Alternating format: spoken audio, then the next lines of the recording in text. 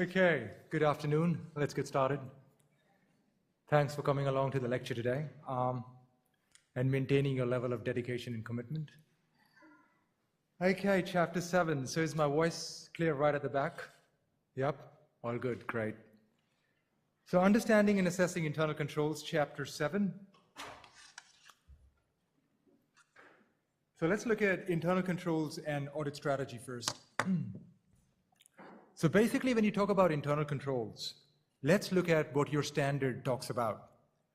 If you have to basically refer to areas in internal controls, you please look at standard ASA 315. Okay, ASA 315 is a very, very important standard that talks about risk assessment. Internal controls basically are used to assess risks in an organization, okay, by the auditor. So it's but obvious that the auditor will be using ASA 315, the auditing standard, to identify risks in an organization, looking at internal controls and so on. So when you talk about ASA 315 and you look at the definition of internal controls, the first thing you basically gather, I'll give you a minute to read. If you can quickly read the definition in your own mind, and then I'll go over that with you.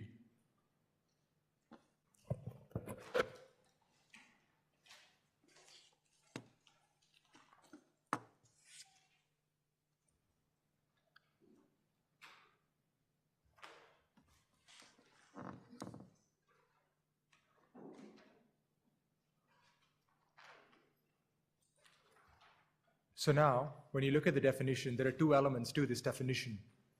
The first one is basically, the first part of this definition is saying who has the primary responsibility over internal controls of an organization. And what does the definition say?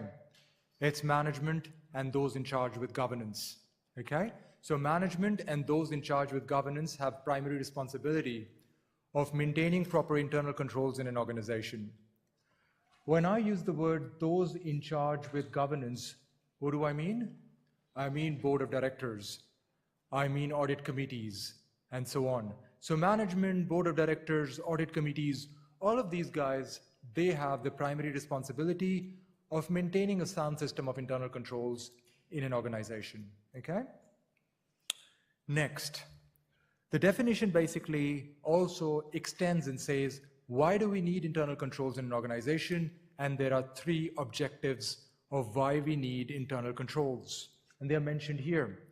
Number one, why do we need internal controls? What is it saying? It says so that the entity can achieve its objectives. What objectives are we trying to look at here? What objectives can an entity achieve by having a strong system of internal controls? The objective is the entity's financial report is going to be reliable, okay? If internal controls are strong, the entity's financial report will be reliable and its objective will be achieved. If your financial reports are not reliable, you are basically subjected to fraud. What happens? It questions your long-term sustainability, okay? So internal controls help in enhancing the reliability of the information contained in your financial reports, and that is your objectivity. Okay, that's your first objective rather. So that is your first objective, is the entity can achieve its goals of having a reliable financial report. What is the second one? The second point there, as you can see right in front of you, is the operations of a client entity will be efficient and effective. That's your second goal. And finally, the third one, there'll be compliance with laws and regulations. Okay, if there are internal controls in place, there'll be greater compliance with laws and regulations. So I repeat, the three objectives. Number one, the financial reports will be reliable. Number two, what is number two? Your operations will be efficient and effective. And finally, number three, there'll be compliance with laws and regulations. So for all these three purposes, you require a sound system of internal controls. This slide is very critical, and it basically talks about a design of a proper internal control system. When we say an internal control system is properly designed, we are basically trying to say that internal controls can prevent, detect, and correct misstatements in a timely manner. Okay? If we say the internal control systems of an organization have been properly designed, we basically mean internal controls can prevent, detect, and correct misstatements in a timely manner. Coming down to this slide, it again repeats slide number 1 that I just went over. Talks about the 3 objectives. As you can see, financial reports need to be reliable, operations need to be efficient and effective, and finally, there needs to be compliance with laws and regulations. 3 basic reasons why we need to have strong system of internal controls.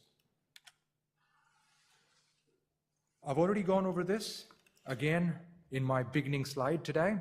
Who has the primary responsibility? The primary responsibility lies with management and those in charge with governance. If you look at the first bullet point right at the top, it says the primary most responsibility lies with management, and ultimately the responsibility lies with those in charge with governance. Okay?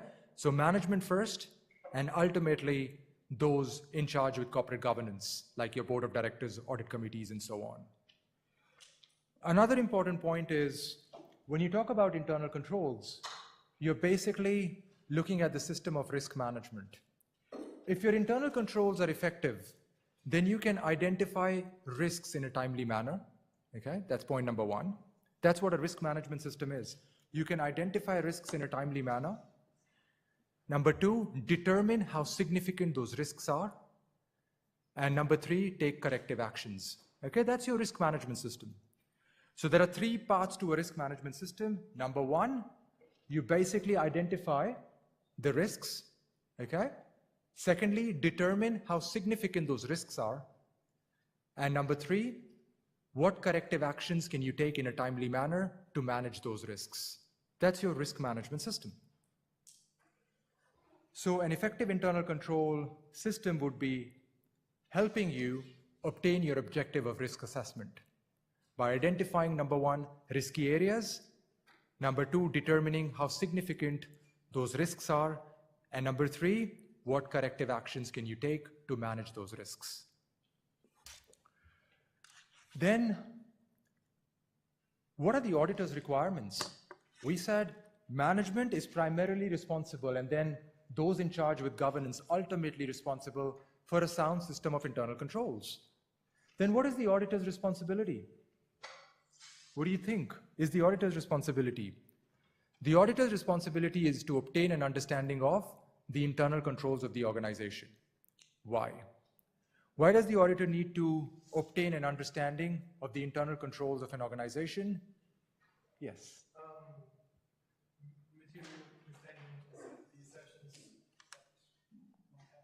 Excellent. So the auditor basically identifies the strength of internal controls so that the auditor can identify risks of material misstatements at 2 levels. That's what ASA 315 is saying. Risks need to be identified at 2 levels. Needs to be identified at the assertion level and the financial reporting level. When we talk about the financial reporting level, we are talking about pervasive risks. Okay? What is pervasive? Pervasive means very serious. Very serious means those risks are affecting several transactions and several account balances at one point in time. That's your financial reporting level. Okay, several account balances, several transactions are affected at one point in time. That's your risk at the financial reporting level. Examples of risks at financial reporting level would be risk of going concern. Okay, ASA 570. Another risk of, or another risk at your financial reporting level would be risk of fraud, ASA 240. Both these risks affect several assertions at one point in time. They are risks at the financial reporting level. Then you've got risks at the assertion level where only a few assertions get affected. Okay? Maybe your inventory balance is affected, maybe your sales is affected. Only a few assertions are affected at one point in time, and that's your assertion level. Now, if the auditor walks into the organization and the auditor feels the internal controls are strong, can the auditor only rely on the internal controls of the organization and not do any of his own substantive testing? The answer is no. Why?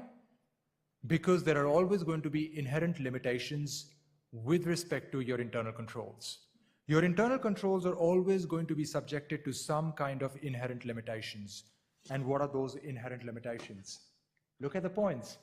Control breakdowns can happen. Why? Because staff may be tired, staff may be fatigued, okay? People may be overworked, and so misstatements increase. Second point, possibility of management override. People who make the laws are the ones who break the laws. So management has made these controls. Management knows how to override these controls. And finally, you can only make so many internal controls in an organization. There might be some transactions which are special transactions, which are not routine transactions. And so basically you might not have made an internal control for those kinds of transactions. Let me explain it with an example. Examples of transactions which are routine or transactions which are happening in high volume on a daily basis are, for example, sales, purchases, accounts receivables, accounts payables, right? Cash receipts, cash payments. They are happening on a daily basis in high volumes. So you basically make controls around these transactions for them to be processed efficiently and effectively. But then we could have some special transactions for which you might not have controls in place. And when I say you, I mean management. Management might not have controls in place for special transactions. For example, sales returns, purchase returns. They're not happening on a daily basis in high volume. If they were to happen on a daily basis in high volume, that means it could indicate a going concern problem for an organization. Something is not right. Okay? So you can't have controls for every kind of transaction, and that's where the concept of reasonable assurance comes in. And that's what this paragraph is saying. The concept of reasonable assurance means you're only looking at controls which are cost and time effective. You can't have controls for every possible transaction. That means your audits, or rather forget about audits at this stage, you won't be able to manage your controls in a time and cost efficient way. Okay? And for every business, the ultimate goal is to obtain the highest level of profitability. If your controls are not maintained in a timely and cost-effective manner, it'll adversely affect your profitability. So that's why you can't have internal controls for every kind of transaction. So those are your inherent limitations of internal controls. Audit strategy. When you walk into the organization, okay, and you find that internal controls are very strong, then what kind of audit strategy do you adopt? Even before that. When you talk about audit strategy, where is this term audit strategy being introduced? Which auditing standard introduces the concept of audit strategy? What do you think? Which auditing standard introduces the concept of audit strategy? Audit strategy was a critical part when you basically discussed audit planning, right? And which auditing standard talks about audit planning? ASA 300. ASA 300 basically discussed audit planning in detail. And ASA 300 introduced two concepts which I distinguished between. We had an audit strategy and we had an audit plan. And I told you the difference between a strategy and a plan. When you talk about an audit strategy, you're basically looking at the overview of the approach that you take to conduct an audit, okay? The overview. And what is an audit plan? The detailed step-by-step guideline on how each part of your audit work will basically be accomplished.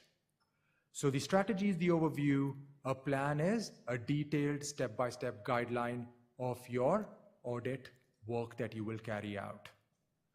So when you talk about the audit strategy, it's very, very important for you to basically understand how strong the controls are. If the controls are strong, what kind of audit strategy will you adopt? If the controls are strong, which kind of audit strategy will you adopt? Let's look at the audit strategies. Those were your audit strategies we introduced previously. So if the controls are strong, which one would you adopt? The lower assist. Okay. So basically, if the controls are strong, you're basically saying your control risk is low. And so you adopt a lower assessed level of control risk approach because your control risk is low, right? So you adopt lower assessed level of control risk approach. If the controls are not strong, then what kind of strategy would you adopt? Then you would adopt a predominant substantive approach. That means the auditor will not rely on the controls of the organization, but solely use his own procedures. That's a predominant substantive approach. Whether we talk about lower assessed level of control risk approach or a predominant substantive approach, they are made up of tests of controls and substantive procedures. Okay. Can you use a combination of these strategies together, or can you only choose one?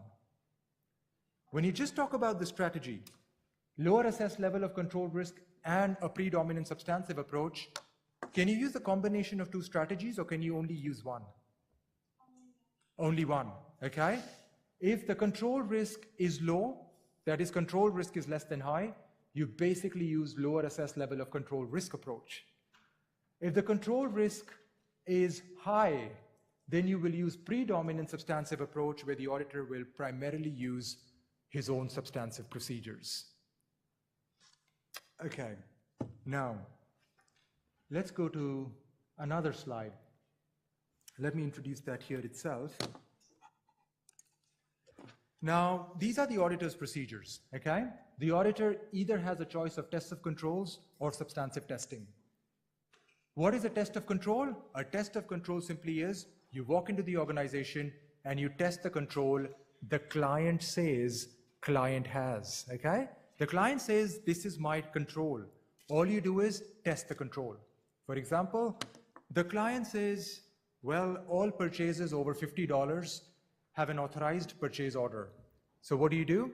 You take a sample of purchases over $50 and check whether all those purchases have an authorized purchase order or not.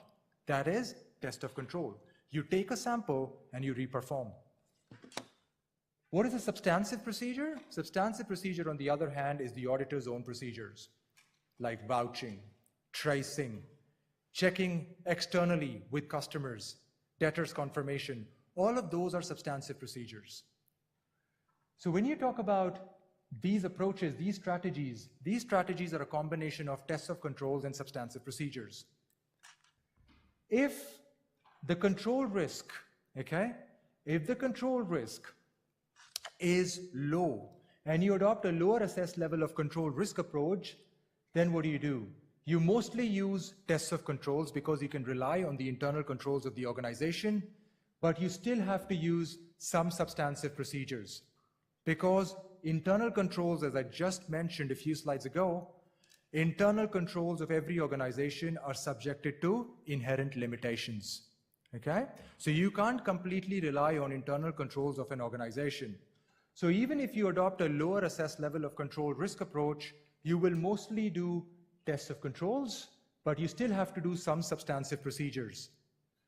The some substantive procedures that you still have to do when controls are strong, you basically do the analytical procedures, okay? Analytical procedures are the ones, and I'm just revising concepts. I've explained all this before. This is just a revision because it's again applicable here, okay? It's already been explained in the first few chapters. So the some substantive procedures that you use when tests of controls are strong are the analytical procedures. You're analyzing client data. You're using ratio analysis. You're using client data to make analysis, comparisons, and so on. You can only do that because client's data is reliable, controls are strong. If you were to use the other one, predominant substantive approach, all you're trying to say here is you have no confidence in the controls of the client. If you have no confidence in the controls of the client, you do very few tests of controls, if at all you want to do, very few, okay? Mostly you will rely on your own substantive procedures. That means if you adopt a predominant substantive approach, mostly you do substantive procedures, very little or no tests of controls at all. The substantive procedures that you perform when you do a predominant substantive approach, that means when you have no confidence over the controls of the client, are the tests of details. Then you will not do substantive analytical procedures because you can't rely on client data. So what analysis would you do? So when controls are not strong and you perform a predominant substantive approach, the substantive procedures that you generally perform would be tests of details. Tests of details of transactions, balances, and disclosures. So that's to do with your audit strategy, okay? And that, we come back to the slide. That's the audit strategy. That's why the auditor needs to understand how strong the controls are so he can formulate the correct strategy. I've already gone over this in previous chapters. And it is a part of your mid-semester because it was there in your previous chapters. Okay. Now, when you talk about audit strategy, control risk and inherent risk are both looked at because they formed a part of your audit risk model, right? So when you talk about audit risk model, what are the three components of your audit risk model? Give others a chance to. What are the components of the audit risk model?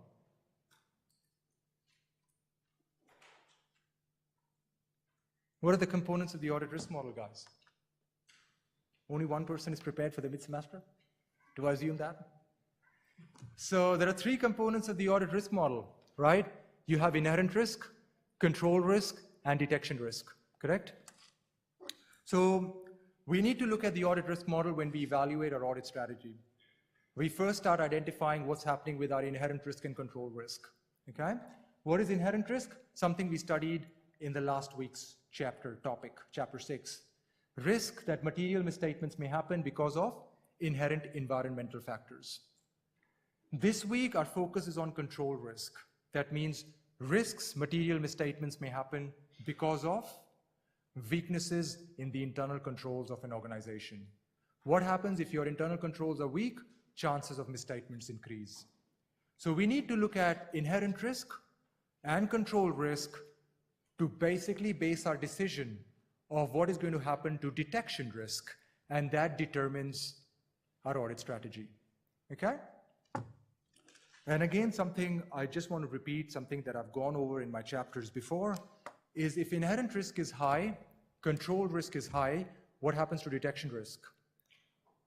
Detection risk is basically low. If detection risk is low, that means you're doing more audit procedures, and that's why detection risk is low. The risk that any misstatement may escape your procedures is less. And so which audit strategy are you adopting when you do more substantive procedures? Predominant substantive approach, correct. So that's how your audit strategy is being formulated. And control risk assessment is only a part of the strategy formulation. So again, control risk is the risk that material misstatements may not be detected by the internal controls of an organization. That means your internal controls are not properly designed. What do I mean by internal controls are not properly designed? I'm saying, in other words, your internal controls cannot correct, prevent, and detect material misstatements in a timely manner. Okay, that's your design of the internal control system. If internal controls are not properly designed, I basically mean internal controls cannot correct, prevent, and detect material misstatements in a timely manner. Okay. Internal control objectives. I think I know that I've prepared the final exam. There is a 15-mark question based on internal controls. That means from this week's topic, which builds the basics, and from next week's topic, which gets into the basic different types of flow charts, different types of cycles. You know, you have, and I'll go over that next week. And I will show you an example in my mock exam paper because I'm very transparent in the kind of questions I'll be testing you on. I'll show you in the exam, mock exam papers, and then test you on it. Okay, so no surprises. I'll show you the kind of questions and go over it. But just understand that these topics are important because it could be flowing on into your final exam. Internal control objectives. So what are the objectives of internal controls? Now, we've already looked at the three main objectives of internal controls in the starting slide. What were those? Entities' objectives need to be accomplished. And what were entities' objectives?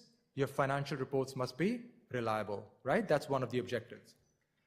A second objective, Your operations of the client entity are efficient and effective if internal controls are strong. A third objective was there would be proper compliance with laws and regulations, okay? So all those objectives are again flowing up in this slide. You'll see a lot of repetition, and you'll also see that in the first few lectures, we ran because there was a lot of information to be covered. Now we are at a peak point where we're going to go steady, and then slowly we're going to fall because we're going to start revising concepts again and again. Okay, so the first few weeks were very intensive. Types of internal controls. There are two basic categories and types of internal controls, and they are your preventative controls and detective controls. As the name suggests, what are your preventative controls? Preventative controls are basically those controls that prevent material misstatements from happening in the first place. Okay, those are your preventative controls. And then what are your detective controls? Controls that detect material misstatements that have already happened. Can you give me examples of preventative controls and detective controls? When you talk about preventative controls, for example, you're working on accounting computer packages, okay? And in those computer packages, I'll go back to my example that I gave you earlier on today, was say that that the company has a policy that every purchase over $50, okay, needs to be accompanied by an authorized purchase order. Okay, that's a company policy. So the moment you enter any purchase over $50, the computer system requires you to tick that yes, there is a valid or an authorized purchase order. If you don't make that tick there or you don't put that tick there, then it shows an error message. What's that? That's a preventative control. It's preventing a material misstatement from happening in the first place. Okay? What is an example of a detective control? That means a control that can help detect material misstatements if they've already happened. Can you give me an example? Bank reconciliation statements. Okay? Bank reconciliation statements. What do we do in bank reconciliation statements? We basically match the client's accounting records with the bank statement provided by the bank, and then see where the discrepancies are, okay? To basically detect if any material misstatements have already happened. That's a bank reconciliation statement used as a detective control. So these are the types of controls, and now we will move on to controls being implemented at two levels. And here we are. What are the two levels at which controls are implemented? You've got management controls and you've got transaction controls. Okay? So let's look at management controls first. Management controls are the high-level controls, okay? Being implemented and operated by senior level management. That means these controls are looking at the strategic risks of an organization. Will the organization be able to achieve its strategic objectives? And that's what your management controls are focusing on, okay? They are also focusing on the effectiveness of decision-making and the efficiency of business activities.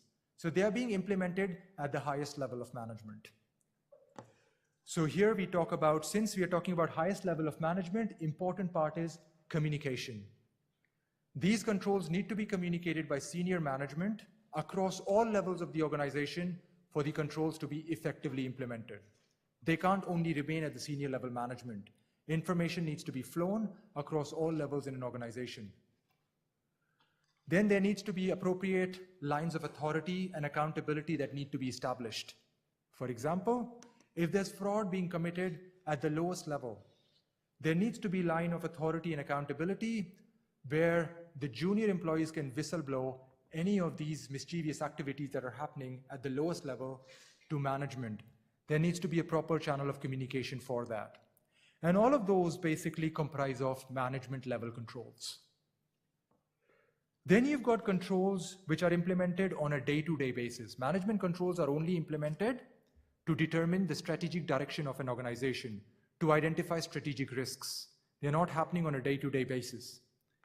The controls which are implemented on a day-to-day basis, because they are revolving around transactions that are being processed on a day-to-day basis by junior level employees, are transaction level controls.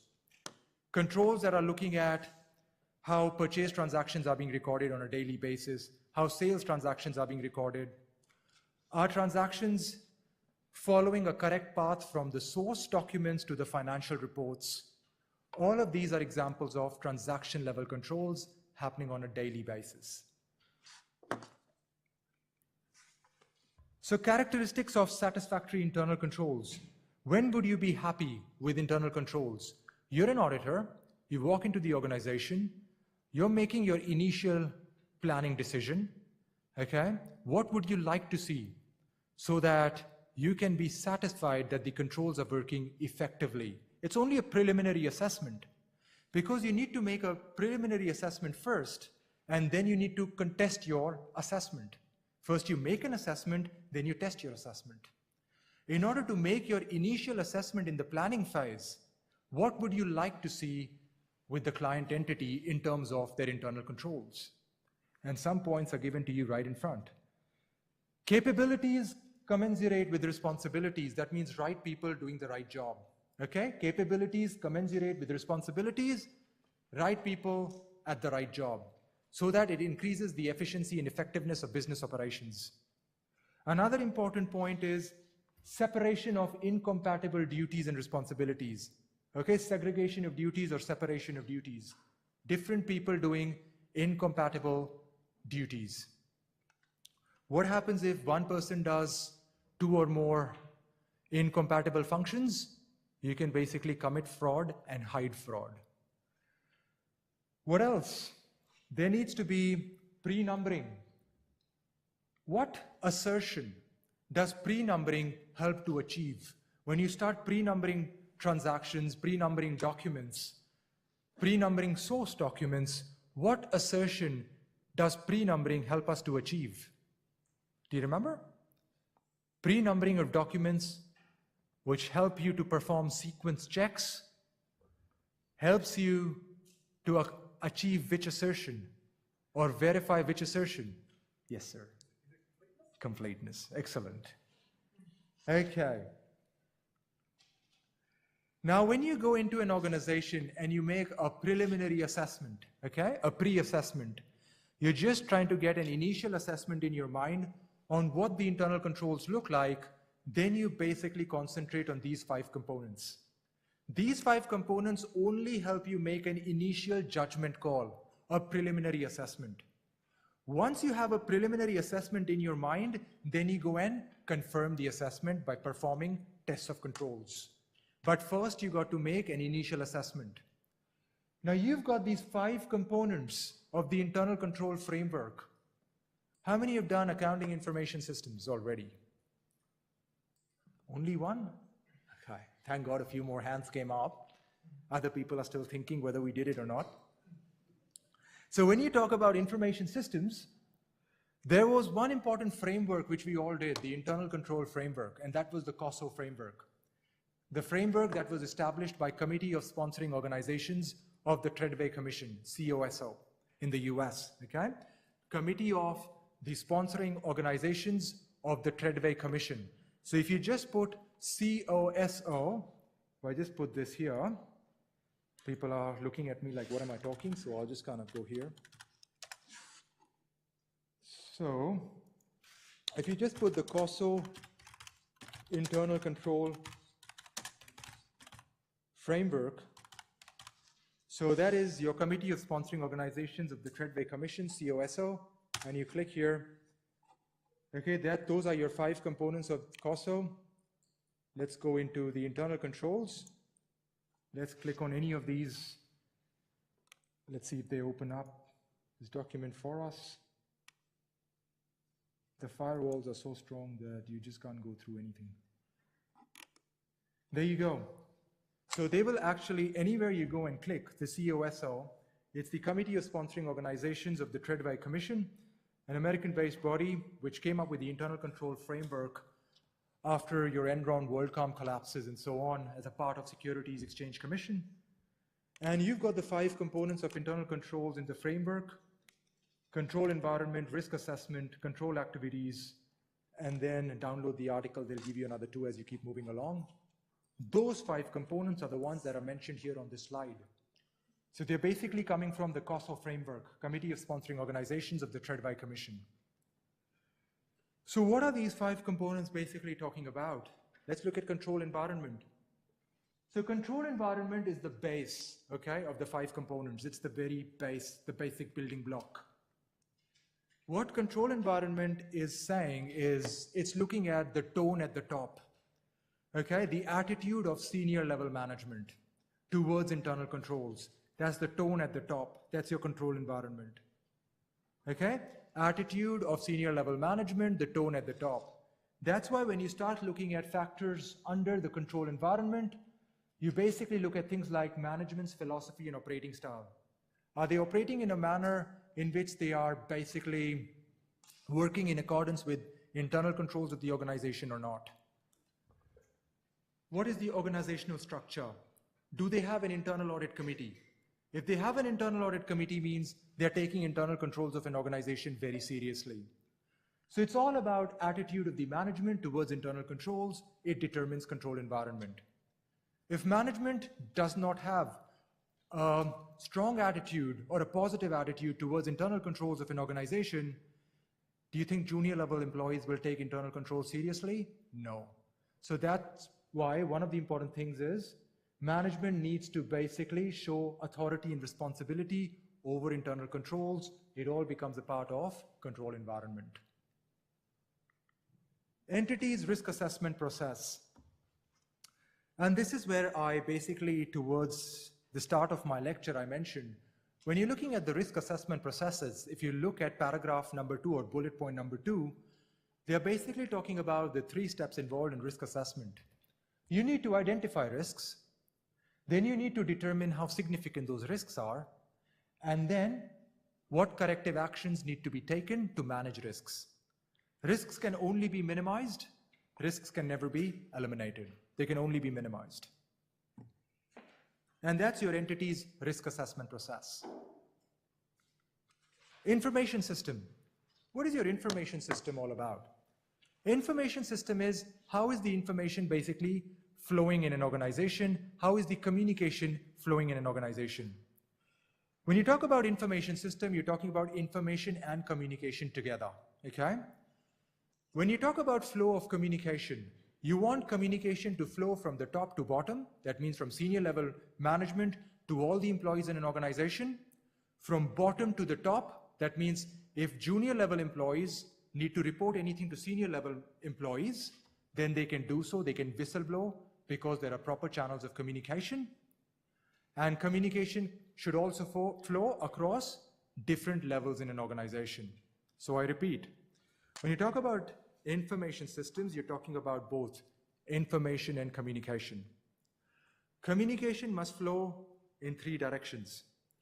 Top to bottom, that means from senior level management to all the junior employees. From bottom to the top, that means from all the junior employees to senior level management if they need to whistleblow. There are proper channels of communication. And the third is across different levels in an organization. Information systems. With information systems, what we are concerned with is, do we have initial source documents? That's the point of initiation for any journal entry, the source document. Do we have valid source documents? And then how does the journal entry or how does the transaction flow from the original source documents into the financial reports? That means your audit trail. That's what we are concerned with in information systems. Do we have a proper audit trail? Do we have a visible audit trail? If we have a visible audit trail, reliability increases. If we don't have a visible audit trail, reliability reduces. Okay? And that's what I was talking about. Under information systems, you're talking about audit trail. Now, when you talk about audit trail and the direction in which a transaction flows, we know the transaction flows in 2 directions. The first one, from the source to the financial records, which means source to the financial records means tracing.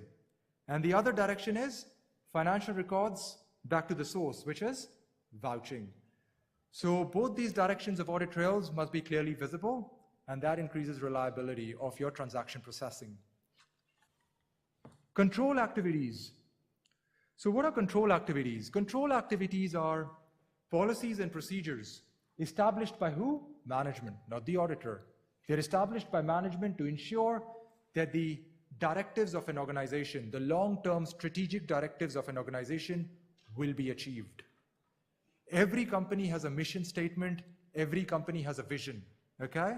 The mission statement and the vision of every organization is basically a part of senior level management's strategic plan, okay? So that's what management is trying to ensure, that its mission statement is achieved. What control activities we would like to see in an organization? Basics we would like to see is separation of duties, okay? Different incompatible responsibilities being done by different individuals. I'll come to that in a minute. Physical controls, if inventory is lying around, you would like to see locked steel cages in which your inventory is basically locked up so that chances of theft are reduced. All of these are different types of control activities we would like to see in an organization. Segregation of duties or separation of duties. Now, there are 4 phases, okay? 4 different responsibilities which need to be done by different individuals. And they are authorization, execution, custody, and recording. Let's look at an example. Let's talk about a purchase transaction, okay? Now, the person who authorizes a purchase must be different from the person who actually executes a purchase, okay? That means the person who's authorized a purchase order must be different from the person who actually makes the purchase. Should be different from the person who has custodianship or custody over the items that have been purchased.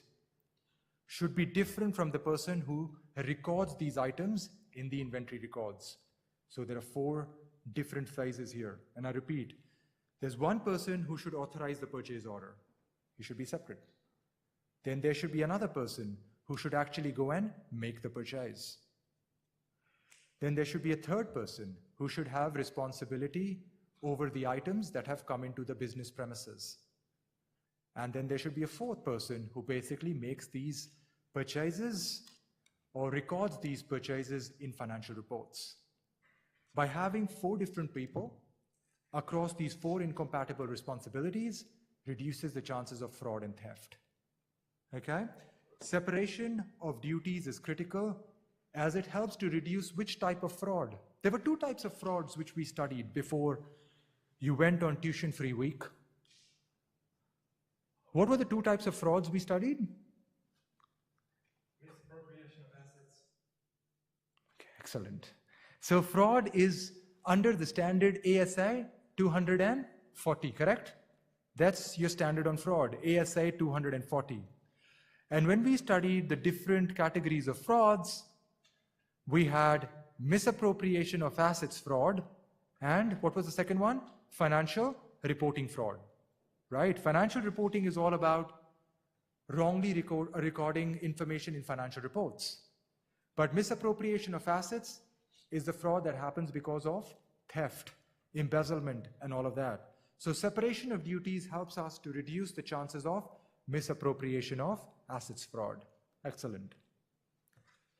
Okay, so these are the 4 duties that need to be done by different individuals. So if you see an internal control question, keep it in mind, even for your final exam. Always try to focus on this one important point called separation of duties, because this is always critical in an internal controls question, okay? So keep this in mind whenever reading a question on internal controls, even for your final exam. Control activities and assertions. So again, when you talk about occurrence, occurrence basically is the assertion which talks about whether transactions have occurred or not. Okay, that's why authorizations and approvals of transactions are critical, because if authorizations and approvals are there, then you know there are greater chances that transactions have occurred and that lesser chances transactions are fraudulent. Okay, that's why we have that assertion on occurrence. Completeness, how I told you a few minutes ago, Why do we do sequence checks? Why do we have pre-numbered source documents? Is to check that all transactions have been recorded in the financial reports. And that is completeness, to check against any understatement issues. Accuracy, you're basically looking at the dollar value of transactions. Okay? That's your accuracy. Cutoff, you're basically independently reviewing transactions to check that the transactions have been recorded at the correct time period or not. Cutoff is only valid for income statement transactions and is generally performed around the year end, because that's the time when wrong recordings might happen. Okay, you might record something that should be recorded in the next period, you might record that in the current period, or push something of the current period into the next period. So that's cut off. Always check around or near the year end. Classification, coding of accounts, charts of accounts. And finally, presentation. Are your transactions, your accounts properly presented? Are your disclosures complete or not? So those are your assertions related to your control activities. Now, if you go back, you could have control environment which is strong. You could have the risk assessment process which is working perfectly well.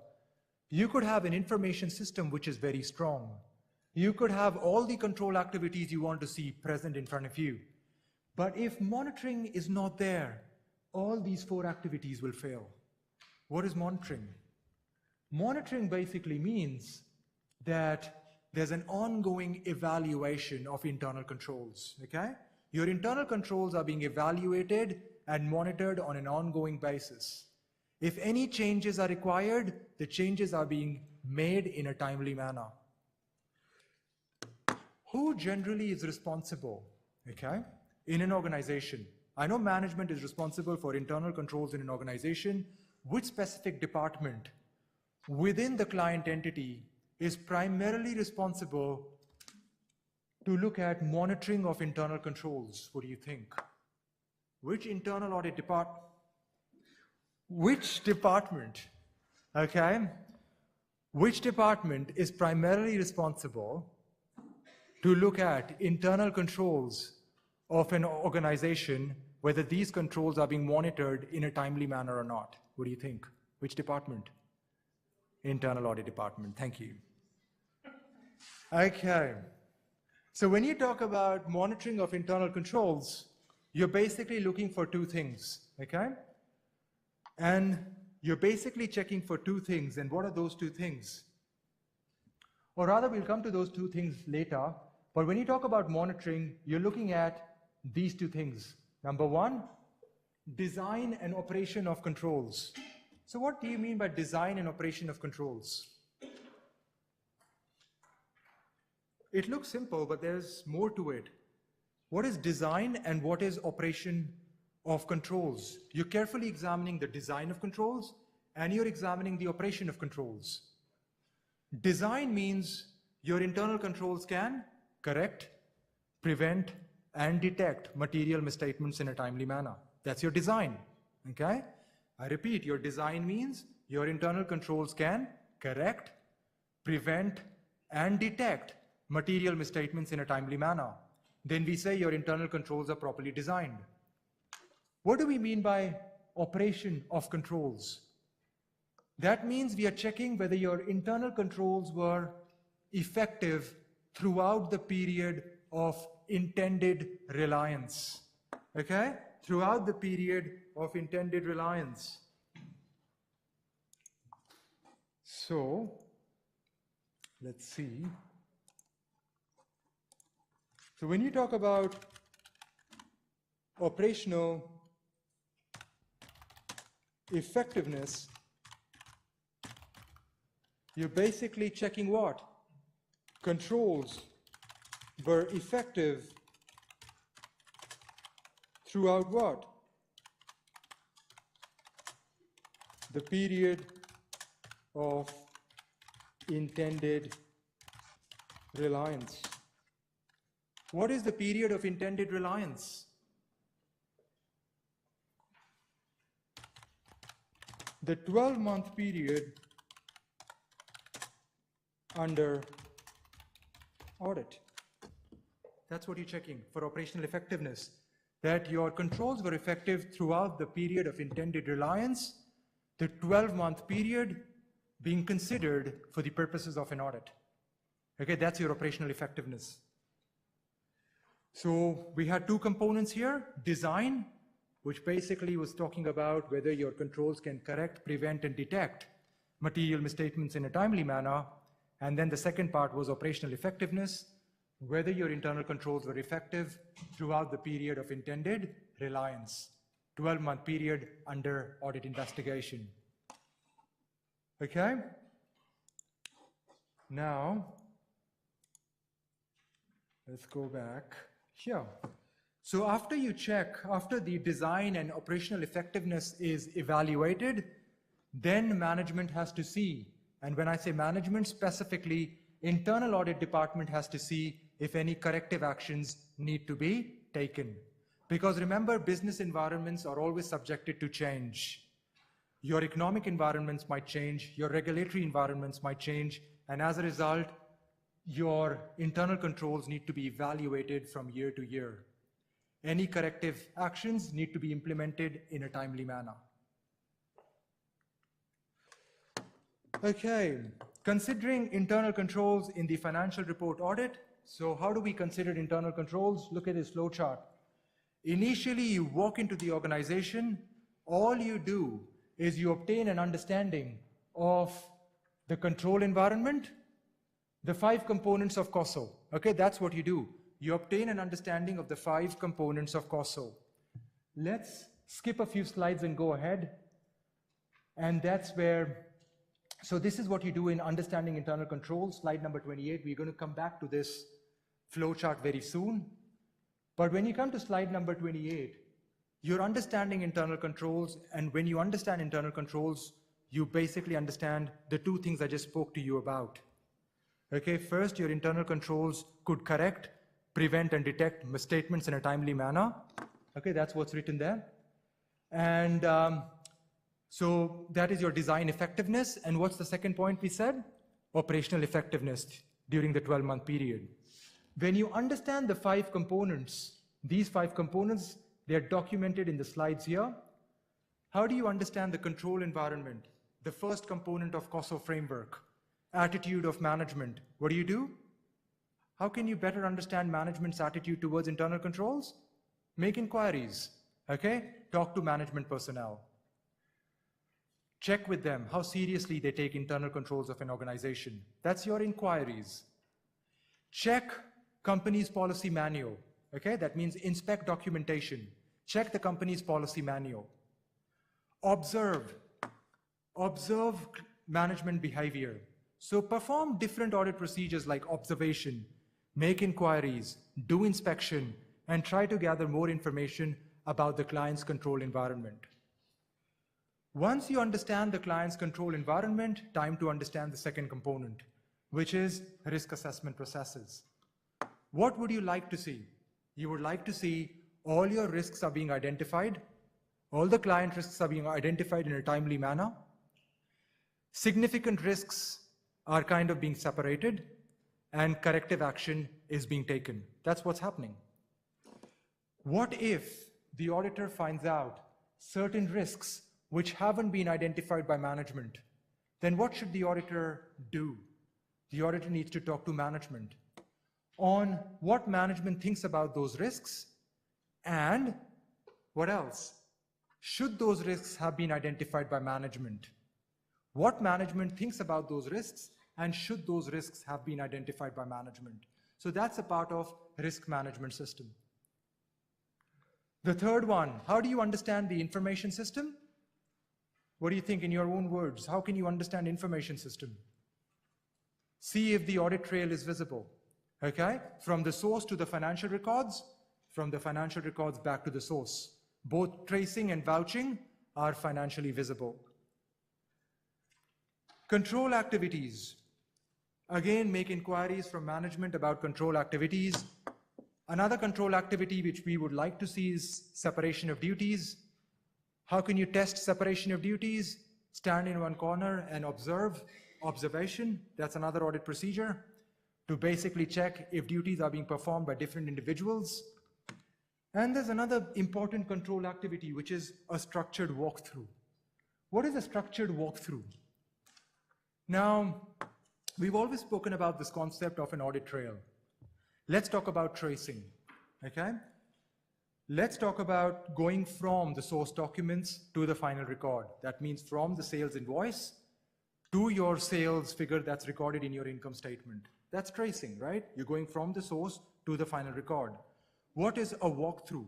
A walkthrough simply means the auditor basically takes a random sample of some sales transactions, and he basically moves through the different departments, the credit limit department, moves through the billing department, the accounting department. He goes through the different departments that were responsible in processing that sales transaction. And ultimately, that sales transaction lands up in the financial report. So that's what the auditor is doing, taking a random sample of sales transaction, walking through the different departments that were involved in processing the sales transactions, and then checking whether the amount has been appropriately recorded in financial reports or not. So he's walking through the transactions, okay, through different departments. That's a structured walkthrough, an important way to test control activities. And finally, you need to check whether monitoring is happening, how proactive the internal audit department is, and all those kinds of things, okay? Are changes being implemented in a timely manner? So that's how the auditor will obtain an understanding of the 5 components of internal controls. That is control environment, risk assessment, information systems, control activities, and monitoring. Once you obtain this initial assessment, then you need to document your assessment. How do you document your assessment? You document your assessment, they're saying document your understanding of internal controls.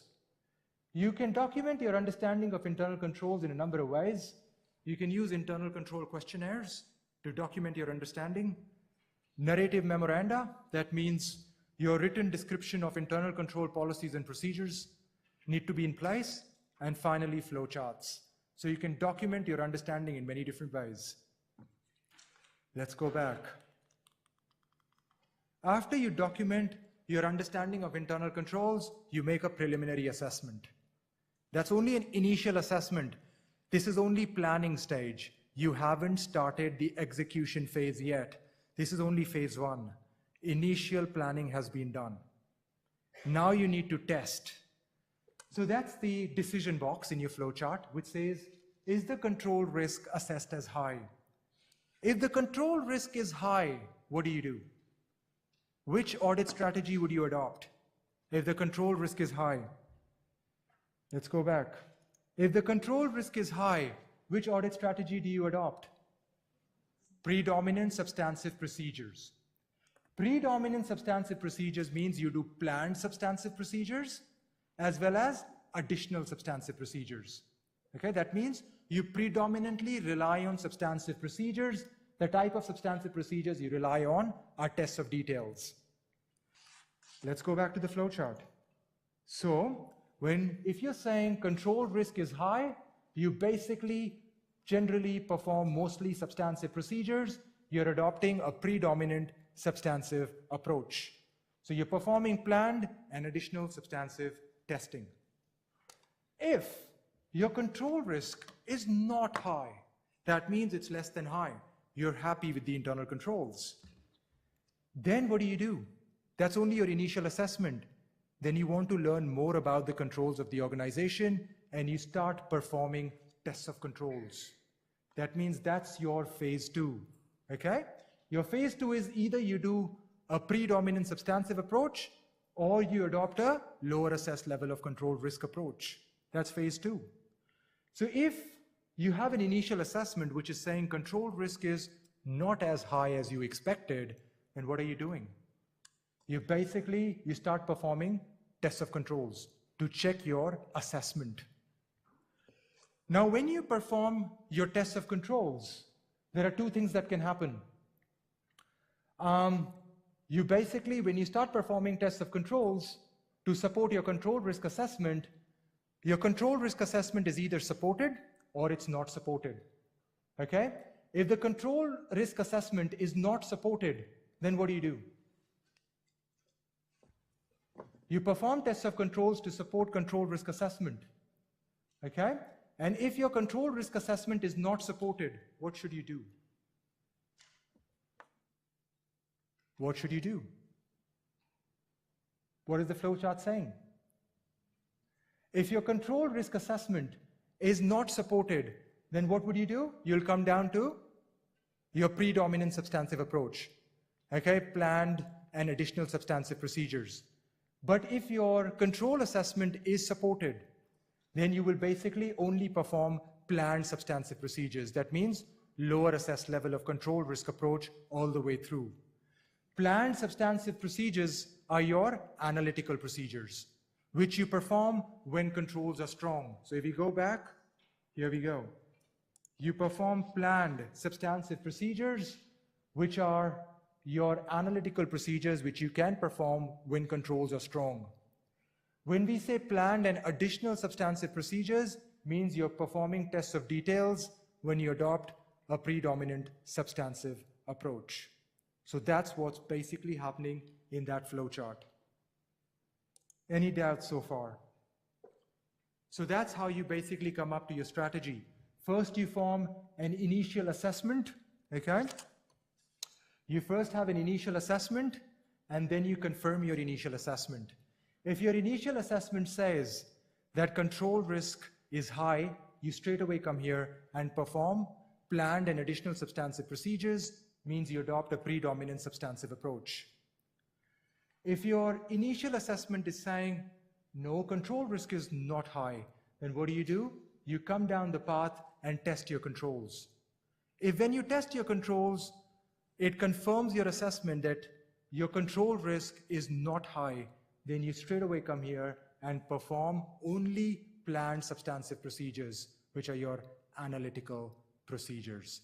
And mostly you will be doing tests of controls, because this side we are saying controls are strong. And that's your lower assessed level of control risk approach this side, predominant substantive approach on the right-hand side.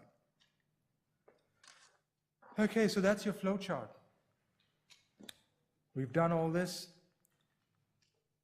Assessing control risk. So what do we basically do when we assess control risk? You basically have your initial control assessment, and then you confirm your control assessment by performing tests of controls.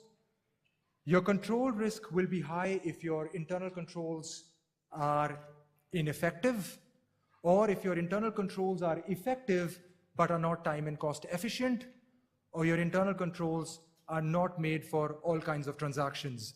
Then you will basically say control risk is high.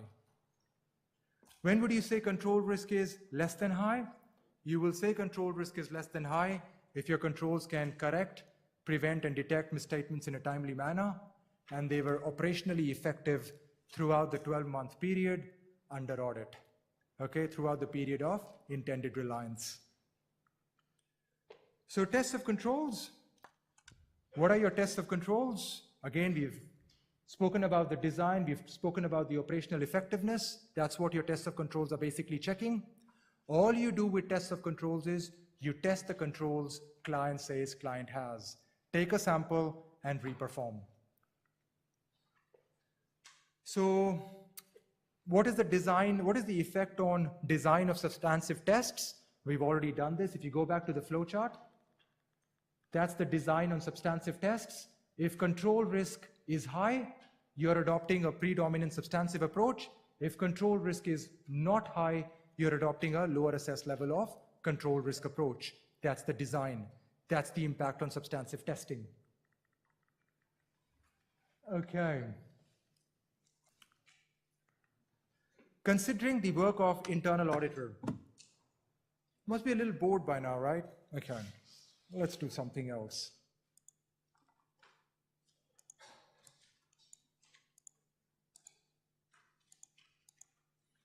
Let's look at a role play. I only want you to identify first, look at the opening statement, and just read the role play quickly. What's happening here? It's actually a real scenario, okay? Here we have a client who's basically conversing with the auditor, and basically the client tells the auditor, thanks for the audit this year. We have never required an audit previously, but we look forward to working with you. Maybe it was a small client, it's become a big client now. I was wondering whether your audit team can rely on the work of internal auditors. If so, we have 3 people in the internal audit department who can basically be at your service. They can be at your beck and call because these guys don't do anything anyways.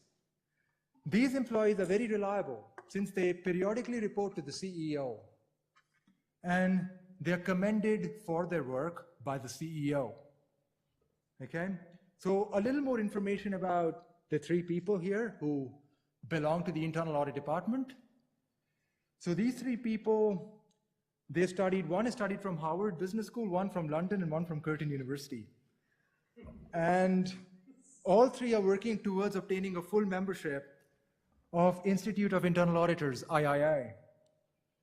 And basically, the question now is, do you have any concerns with whatever is going on in terms of relying on the work of internal audit department here? Are you happy so far with whatever information has been given to you? So there are a couple of things going on there. The client is basically asking the auditor, can 3 members of the internal audit team help you, the external auditor, and your team in getting your work done quicker? They can be of direct assistance to you right now because they're not doing much at the moment. And basically, the other information is they look decently qualified, and the 3 people are reporting to the CEO, the Chief Executive Officer, and they're commended by the CEO. So what do you think? Are there any concerns at the moment when you look and you read that case study or the role play as where we stand at the moment?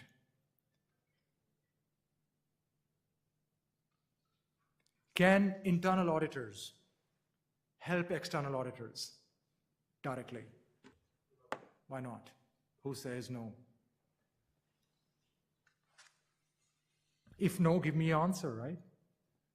Can internal auditors directly help external auditors? External auditors can make inquiries with the internal auditors, but... My question is, why not?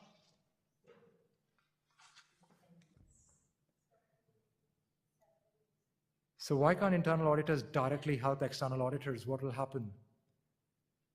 So basically, if internal auditors can directly assist external auditors, we are basically saying the management team is helping the external auditors in the audit process, correct? In another way. Now, that's what we think. We think that internal auditors should not help external auditors directly because independence is compromised. Okay, things like that can happen. Let's go to an auditing standard, ASA 610. Okay, ASA 610 basically talks about using the work of internal auditors. Now, when you talk about ASA 610, right at the very beginning of the standard itself, when you scroll down a little bit or flip your pages through, you will basically come across AUS, an Australian specific 1.2, which is Australian specific. What does it say? The use of internal auditors to provide direct assistance is prohibited in an audit. Internal auditors cannot provide direct assistance to external auditors. Of course, external auditors can rely on the work previously done by internal auditors, but internal auditors cannot directly assist external auditors when they are doing their audit process. It's going to compromise the independence of external auditors. That's what 1.2 is saying. No direct assistance. Yes, external auditors can rely on their work previously completed, but internal auditors cannot directly assist external auditors. Important point. The other points from the case study are basically 2. 1, point that I was not very happy with was that the 3 members of the internal audit department are reporting to the CEO. CEO is the chief executive officer and executive director who is involved with the day-to-day operations of an organization. That means if your internal audit department, your internal auditors are directly responsible to an executive director, their independence is compromised. Okay? They cannot act without bias. Their decisions will be all biased. Their decisions will be not free from error. Because here they are subjected to, or they are answerable to, the chief executive officer. So they are being influenced in their decisions by an executive director. And that point about organizational status on who an internal audit department needs to report to is also properly documented in ASA 610. If you go down to additional paragraphs, you can see paragraph A7 basically talks about objectivity of an internal audit department. Who should an internal audit department report to so long as the internal audit department's decision is not biased? Okay, they talk about the organizational status of the internal audit department. What do you think? Who should internal audit department or internal auditors report to? What do you think? Who should the internal auditors report to? External auditors report to shareholders. Because internal auditors are generally a part of the client, right? The client team. Who within the client should internal auditors report to maintain their level of objectivity, to reduce any element of bias in their decision making? Non-executive directors, independent directors. Which committee did we go over, which basically talks about having only non-executive directors, a majority of whom are independent? Audit committees. So internal audit department or internal auditors must report to audit committees so that their independence can be improved, not to chief executive officer or executive directors, because their objectivity will be compromised. Another point from the case that I was not very happy with, I'm happy that they studied from distinguished universities like Harvard Business School, London Business School, and Curtin. But is that enough for level of competency? Is that enough? What do you think? Is just having educational qualifications enough? Because they are studying towards accreditations at the moment. They haven't got them. That's what they're saying, right? All 3 are working towards a full membership of the Institute of Internal Auditors. That means they're working towards professional designations. Has anything been mentioned about their work experience? So they don't even appear to have enough experience. Now, let's look at what competency comprises of in terms of the internal audit department. Let's go back. Paragraph A8 of ASA 610 talks about what constitutes competency of internal auditors. And as you can see, they're basically talking about, if you look at the 3rd bullet point, there needs to be a relevant professional designation. That means all should be full members of an appropriate body like Institute of Internal Auditors, and they should have appropriate experience. Qualifications alone are not enough to determine the level of competency. So now you know there are problems with the opening statement and the role play in itself. Okay, so let's go back to the slides. Spoken a little bit about internal audit department. So yeah, internal auditors cannot directly help external auditors. External auditors can only rely on the work previously completed by internal auditors. Now, are there any differences between internal auditors and external auditors? Yes. And the differences are categorized under 3 broad headings. Objectives. What is the objective of the external auditor? The objective of the external auditor is to report to the shareholders that financial reports are true and fair. That's the objective of the external auditor, correct? External auditor needs to report to the shareholders that the financial reports are true and fair. Who determines the objectives of the internal auditor? Management. Okay, it determines the objectives of the internal auditor are determined by management. Independence. External auditors must always be independent because they're hired by shareholders, they're answerable to shareholders. And that's what Corporations Act is saying. External auditors are hired by shareholders, they're answerable to shareholders, they need to be independent. But can internal auditors be entirely independent? It's difficult because they're hired by management, they are answerable to management. And finally, qualifications. Who determines the qualifications of the external auditor? The Corporations Act. Corporations Act is basically telling you that you need to be a member, for example, Section 1280, a registered company auditor. And I repeat, Section 1280, Section 1280 is basically saying in the Corporations Act, to be an external auditor, to be a registered company auditor, you need to be a member of one of the three professional bodies, CPA, Chartered Accountancy, CANS, and IPA, okay, one of the three bodies. But who determines the qualifications of the internal auditors? Management. It's all dependent on what management is looking for. So there are these 3 points which basically bring about differences between external auditors and internal auditors. Now, when you're relying on the work of internal auditors, as I said, you can rely on the work of internal auditors that has previously been done.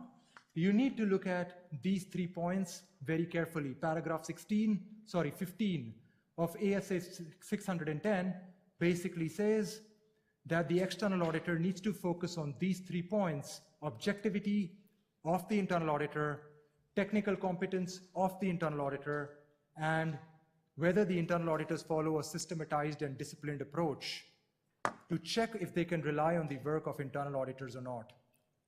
Now, who has the primary responsibility over the final audit opinion that the external auditor gives? Can the responsibility be shared between the external and the internal auditor? Or does the external auditor have sole responsibility for the opinion? What do you think? Can the responsibility be divided between external and internal auditor? Or does the external auditor have 100% responsibility over the opinion that he or she gives? What do you think?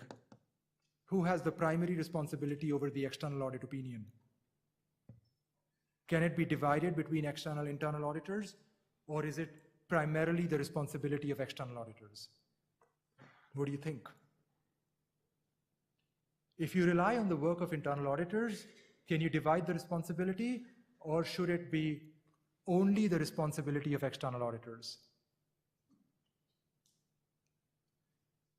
What do you think? Let's see what ASA 610 thinks, because you guys are not thinking. So when you go to paragraph 11, and you see AUS 11.1, AUS 11.1 is saying external auditor has the sole responsibility, primary responsibility for the audit opinion expressed. You may or may not rely on the work of the internal auditors. Ultimate responsibility lies with the external auditor. That is AUS, Australian Specific, paragraph 11.1 of ASA 610. So it's very important for the external auditor to carefully consider the work of internal auditors. Now, for example, we've already spoken about this. Let's go back. Objectivity and competence. Please mark and tag these standards. Objectivity is mentioned in paragraph A7. Okay, that's objectivity, paragraph A7 of ASA 610. That describes what objectivity you need to be looking for to rely on the work of internal auditors. Paragraph A8 talks about competence.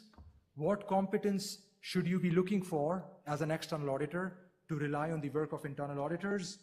And finally, systematized and disciplined approach. That means you need to basically check whether internal auditors exercise their work with due professional care or not. That means, is internal audit work being properly planned, documented, supervised, and reviewed? If it is, if all 3 points are satisfied, you may rely on the work of the internal auditors, but ultimate responsibility for the opinion will be yours. Okay? So that's what it's basically saying. Again, to determine the responsibility to rely on the work of internal auditors, it repeats the same things: competence, objectivity, what was the amount of judgment made by the internal auditors, and what is the level of risks basically involved in whatever internal auditors have identified. Based on all these factors, you may or may not rely on the work of internal auditors, and that's about it. Done. All the very best with your mid-semester exam. See you Saturday.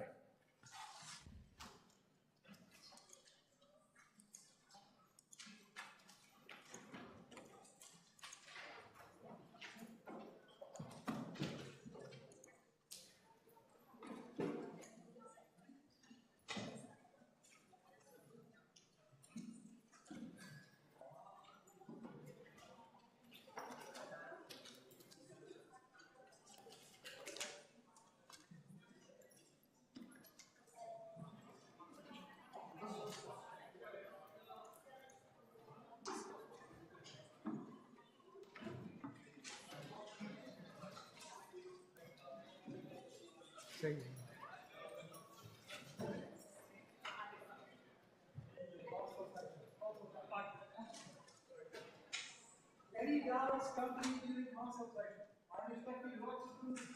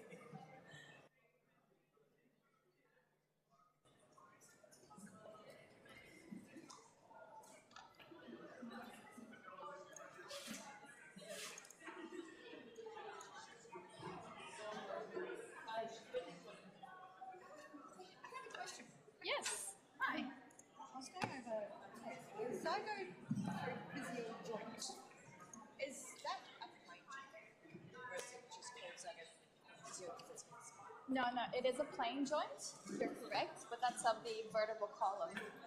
Yeah, so you're quite ahead. No, I'm sort of back and forward. So there's some stuff that we've done that I've got no idea on, and some stuff that I've come across because I'm making up myself a study survival guide for this distribution. That is a good idea. Yes, I I like. separated by tab, bones of muscles by compartment, muscles by movement. That is an excellent. Yes, well, I'm still in the Idea. process of doing it. That's where I came across it because I was doing one part of that. Yeah, that's why I thought I would ask you. So I was like, hang on a minute, that's a crane joint. Because we still have maybe 2 more lectures before we talk about the vertical column, and so maybe then it'll become a little bit clear. Yeah, no, But it wasn't yeah. actually vertical column that I was working on. It's just because I came across the word because it was in the. I was on the pelvic girdle, I went into the pelvic girdle, Yeah. and one of the things, that word popped up with. I've never heard that word, so okay, let's pick that up. But it's probably one of the attachment points. Okay. Yeah, that's Yes. fine. You know, like it's good that you're aware of it. It's not something I expect at this stage because you need to have basis and layering and all that to get to that point. But Yeah, but that's what I'm doing now. Is that that's what I like the traditional hat. So it all makes sense because it's got to combine because you can't do just one because then you don't work out how you need to box or rest. But yeah, I just wanted to ask that because when I went through it, I come back and go, hang on, that's a crane joint, how the other joint fits. And I wanted to double check with you that I had. you're correct. It is plain joint. Okay. Thank you. Awesome. No problem.